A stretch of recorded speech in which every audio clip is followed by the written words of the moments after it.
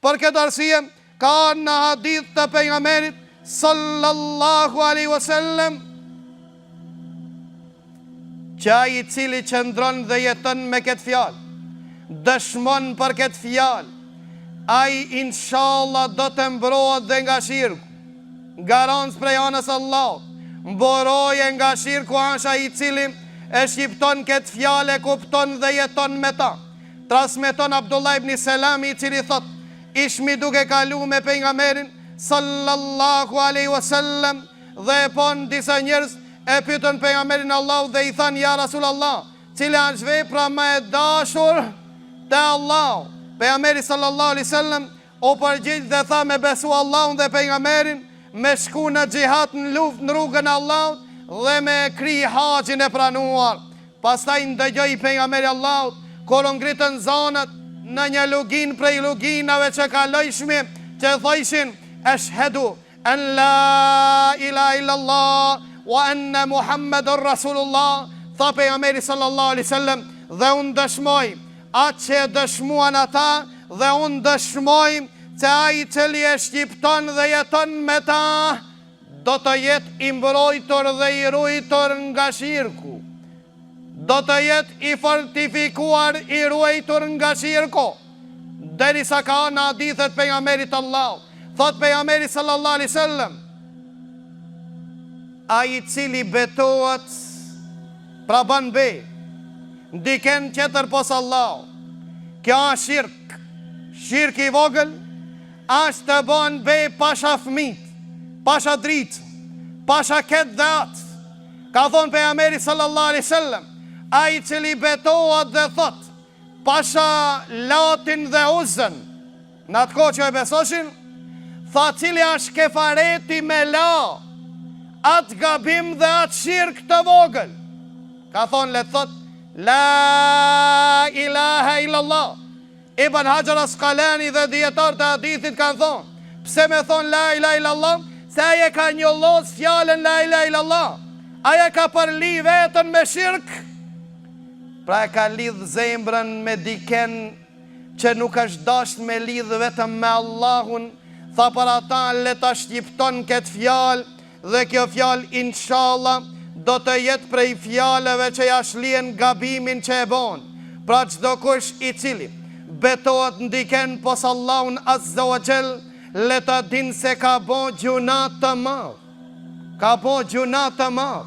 Kur jem këta, derisa Abdullah Mesudi ka thonë, jo vetëm se gjuna i madh, po ka bo gjuna të madh, më të madh se i madh. Pra ma i madh se me mbit njeri, ama ma i madh se me vjedh dhe me bon zino, ma i madh. Për shkak se a shirk të Allahu azza wa jall, me bon pasha fmit, pasha babën, pasha nonën, pasha ketë. Ne nuk le lejo të betohemi vetëm në Allahun azza wa jall. E ai që ka gabu, e apo ai që gabon, atëra le të thotë la ilaha illallah. Mjafton për mirësin e fjallës la ilaha illallah, që kjo fjallë nuk e len të përhershëm asken në zjarin e xhenemit nëse nuk e ka njollos vetën e ati me shirk. Ndëgjën e këtë hadith të madh të pejgamberit sallallahu alaihi wasallam, që Enes ibn Malik transmeton dhe thot pejgamberi sallallahu alaihi wasallam, do të nxjerrët nga zjarri ai që ka thonë fjallën la ilaha illallah dhe në zemrën e ati e ka sa një kokër elbi imon. Pasaj thot pejgamberi sallallahu alaihi wasallam, dhe do të dale nga zjarri, pra nuk dash i përhershëm, dhe ai i cili e ka në zemrën e ati sa koka e grunit imon, pasi që e ka shqiptu fjallën la ilaha illallah dhe kështu me radhë. Derisa në transmeton Enes ibn Malik, që thot pejgamberi sallallahu alaihi wasallam, ndërmjetësojnë ditën e kiametit, shkojnë i nxerri umetin tim, pra umetin e fjallës la ilaha illallah, e nxerri prej xhehenemit me ndërmjetësimin e pejgamberit sallallahu alaihi wasallam, derisa ngelin një grup njerëz në xhenem, të cilët nuk kanë asnjë vepër të mirë përpos tauhidit dhe besimit. Nuk e kanë bo asnjë punë të mirë përpos fjalës La ilaha illallah. Kja është një hadith që më është tremu nga kuptimi sakt, që na kanë dalë disa dhe thojnë, thuj një herë jetën La ilaha illallah, e pastaj mos u tako me as xhamin e as me dinin e Allahut kërkon përveç se në tabut. Për shkak se ka thonë pejgamberi sallallahu alaihi wasallam, kja është hadith që inshallah komenti këtij hadithit ka me arë me radhë, për shkak se këta njerëz të cilët kanë metën në xhenem, jo vetëm që kanë metë në xhenem, po është një hadith i pejgamberit Allahut që janë shkëruar në xhenem dhe ngelin vetëm prej atinve nuk ka pa asnjë të mirë përposh se fjalës La ilaha illallah. Mirë po nuk e kanë rënu këtë fjallë. Saj që i banë Allahu shirk, e shlyen fjallën La ilaha illallah. Për ata na jena duke folë për ata të cilët e kanë shqiptu këtë fjallë dhe kanë bon do një vepër derisa nuk rënohet. Kjo fjallë që do të vene në detalje inshallah në dersat e arshëm. Mirë po pëndërhi dhe po dalë për që mos të ketë shkuptohet, nga se hadithi pejgamberit Allahut nuk goxon të besimtari të shtremohet. Dhe atëre thot pejgamberi sallallahu alaihi wasallam, o Zoti madh më lejot që ti nxjerri dhe këta nga xhenemi. O Zoti madh më mundso, më lejot që të ndërmjetësoj për këta të cilat nuk e banën asnjë vepër të mirë pos tauhidit besimit dhe pos fjalës La ilaha illallah. Ndëgjo Allahu çka i përgjigjet Muhammedit sallallahu alaihi wasallam, i thot Allahu pejgamberit Allahu, o Muhammed, këta nuk janë për ty. Kjo nuk është për ty, o Muhammed. Për kanë ja Rab, tha kjo është për mu.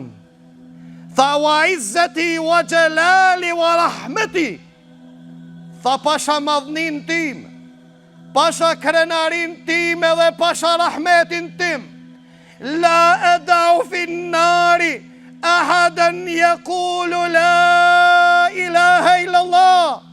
Pasha madhrin tim, pasha rahmetin tim, s'ka me lon të përhershëm në zjarë a i cili ka taku fjallës La ilaha illallah.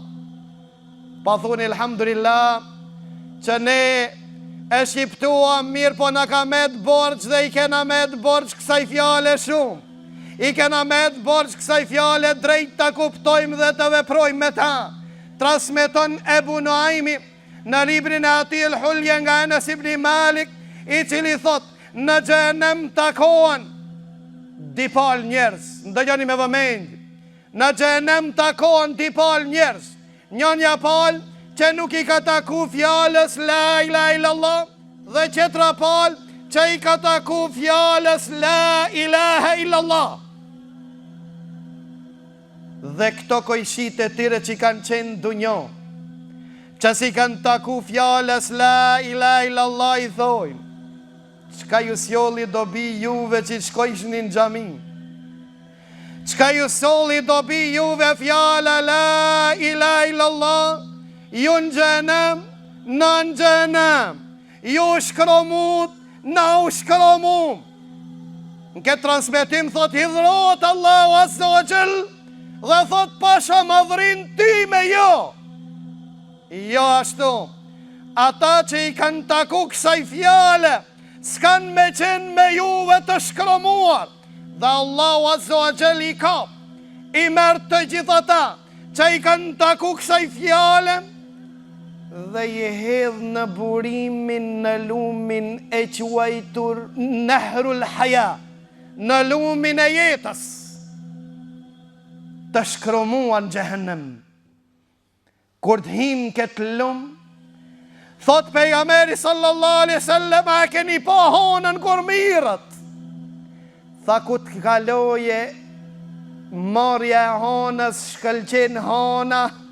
Tha shkrumimi tire kalon pasi ti prek uji jetës, dhe Allahu azza wa jalla ishtin xhennet, dhe këto janë xhenemlit, të cilët kërkojnë prej anës Allahut që ketë nofk apo ketë emër Allahu që largon, dhe kjo tema shumë e gatë.